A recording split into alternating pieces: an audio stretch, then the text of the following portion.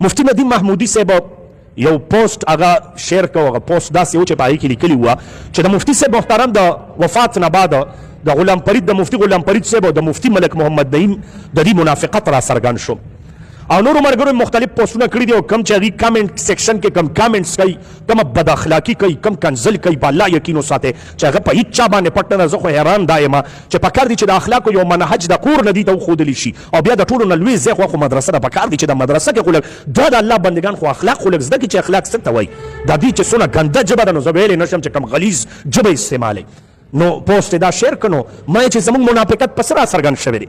زه الحمدلله مفتی منیر شاکر صاحب رحمه الله هغې د دې دنیا نه تګ وکړو. زه به حیثیت یو انسان یو مسلمان خفګانه هم پې کومه چې یاره هغې د دې دنیا نه رخصت شو.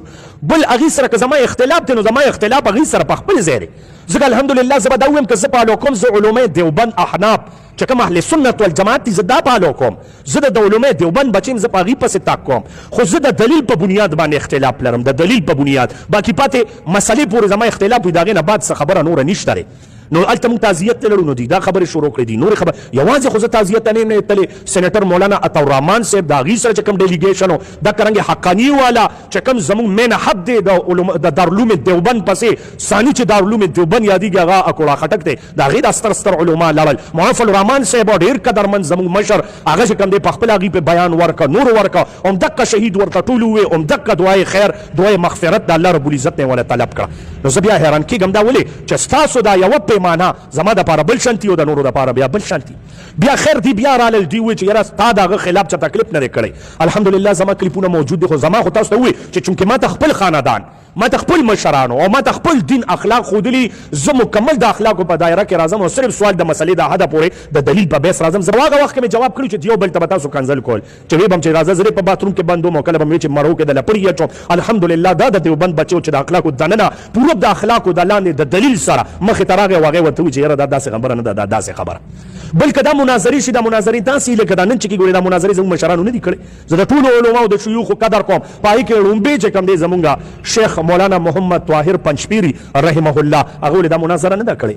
بل زمونږ شیخ جان داجوی رحمه الله هغه دا مناظره نه ده کړې. شیخ عبدالسلام رستمي رحمه الله دا هغه دا مناظره نه ده کړې. او بیا چې کوم دی شیخ مولانا نادرشاه مولانا صاحب ولې هغې دا مناظرې نه دي کړې، ولې هغه داسې ویل لکه دا چې څنګه اوس رواني. د ټولو علماو او مولیانو ته زما دا خواست دی چې تاسو وګورئ د دین منهج دا دی لکه دا اوس چې څه روان دي.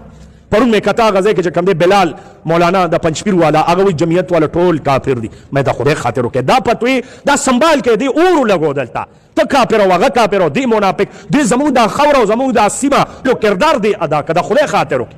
بس که ډېر ښه به جوړېږي راځه مخې ته کښېنه خبره کوه. که زه مثال پړې مه دې کې څه دي دا دین اسلام دی، زه به تا ته درځم که زه په دلیل مضبوط یم ته هم ما ته راځه.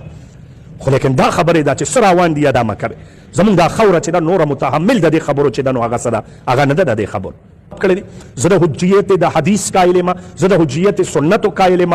خو که څوک نه دي قایل نو ته خو ورسره کښېنه نو خو خبره خو ورسره وکړه، دلیل خو ورسره ذکر کړه که نه چې په کوم بیس ته ولاړې. یار دا خو هم نه ده چې هغه یو خبره وکړي او ته پې بل ډایرکټ د کوپر پتوه ولګې او د دغه نه چې کوم دی د عرش نه پاتال ته ورسېده. کومه خبره